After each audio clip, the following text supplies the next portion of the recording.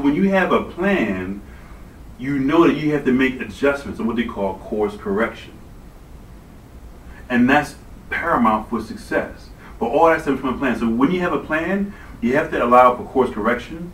When you have a plan, you also have to have metrics. So that way you know what, if I want to do certain things, reverse engineer, I want to be at a certain place for a certain period of time in a year, I know I should be here in 6 months and be there in a quarter. And I know I should be all the way down to the month. And if you're not there at the month, then it's time to make an adjustment, a course correction. So having a metrics to know if you're ahead of schedule or behind schedule, and having a plan to know when you do course correction is paramount to help you manage your own success. That's how New Year's resolutions remain the same without that. If your New Year's resolution is the same as it was every year, because there was no metrics, there was no plan, there was no course correction. The next thing that I would say you have to have is a coach. Because how do you know what you don't know? Mm-hmm. Einstein stated that the mind that created the problem is not going to be the same one that solves it. Mm-hmm. How can it? That at its capacity, it got you into that problem. So at its capacity, it will keep you in that problem until you learn something new. And the only way you will learn something new is to get yourself around other individuals, to share, to network, to talk. That's the only way.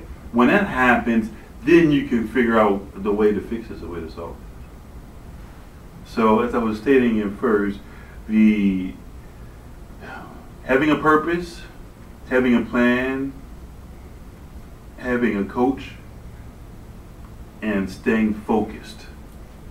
Because when you stay focused, it will force you to miss other things. I remember reading somewhere that problems are what you see when you take your eyes off the goal. When you stay focused, you're like a laser. Things just don't they just don't come to you, like things that are non-productive. So when someone actually does something that's like really non-productive, I'm so focused. And one thing I believe, if you don't see it, it doesn't exist. So I'm focused on certain things just don't come before me. It just don't. Anything that's going to be counterproductive to what I'm doing, I just don't see it.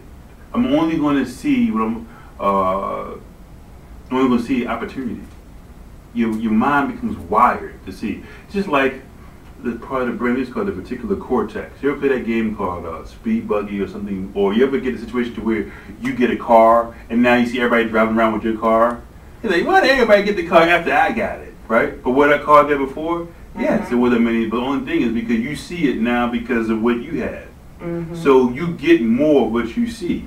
That's the way our brains are wired. So when you focus on opportunity, you see more opportunity. Just like when you got that particular car, you saw more of that car. That's the way opportunity works. That's the way money works. You focus on money, achieving it, and being successful, and you will see more success. And the fifth thing, Will, is I would say is being open. At the end of the day, the way we start is the way we're going to finish. But it doesn't mean that we'll finish with the same plan. You have to be open, and you have to understand that there may have to be some adjustments there. As I mentioned, the horizon is 10 to 12 miles. We don't know what we don't see. We don't know what we don't know. So our thought that got to where we're at is not going to be the same thought that gets us to where we need to be. It'll get us to the next step, but it may not take us all the way.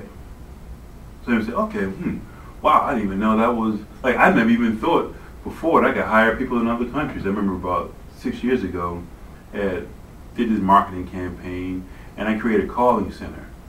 And I had one supervisor and 2 workers in the Philippines making phone calls around the clock. I remember the guy named was Sean. He had an English accent, and he was in opposite hours. So when I was working during the day, and so he's working the opposite. He's working at night over there because his night was our day. So he was making phone calls over here during the day, and at night he would send all the information to me. He would process all the data, send to me. So I would wake up in the morning and see all this data he did from that work at night, so that way I can go ahead and do what I needed to do. Like, wow, I got this guy over here working for like almost $1 an hour. because the U.S. currency. So it's a lot more over there. So the guy working like $1 an hour in another country doing telemarketing for me here. Wow. And I'm using PayPal to pay him. I'm like, wow, this is like 5-6 years ago. Wow. I'm like, wow, this is great, this is awesome. Mm. You know, so I wouldn't have known I could do that. I knew where I wanted to go, but I didn't know I was open until I got to a particular place. So I always learned to keep myself open. Now, sometimes I'm working with individuals and they say, oh, no, Kenny, I'm going to just do this way. This is the way it always works. I'm like, all right.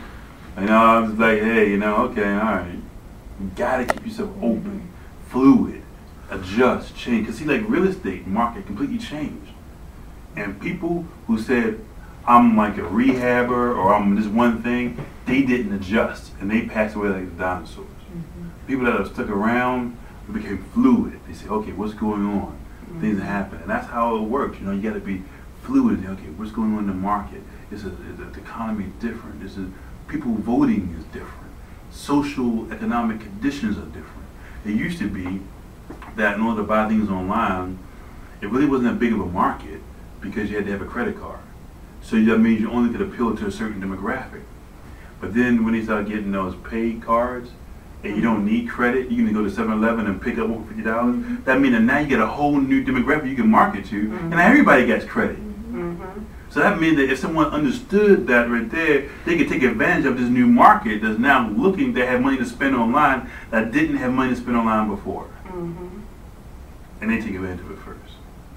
So always being open and watching and networking and talking, for me, has been really crucial. Excellent. Well, thank you. Excellent.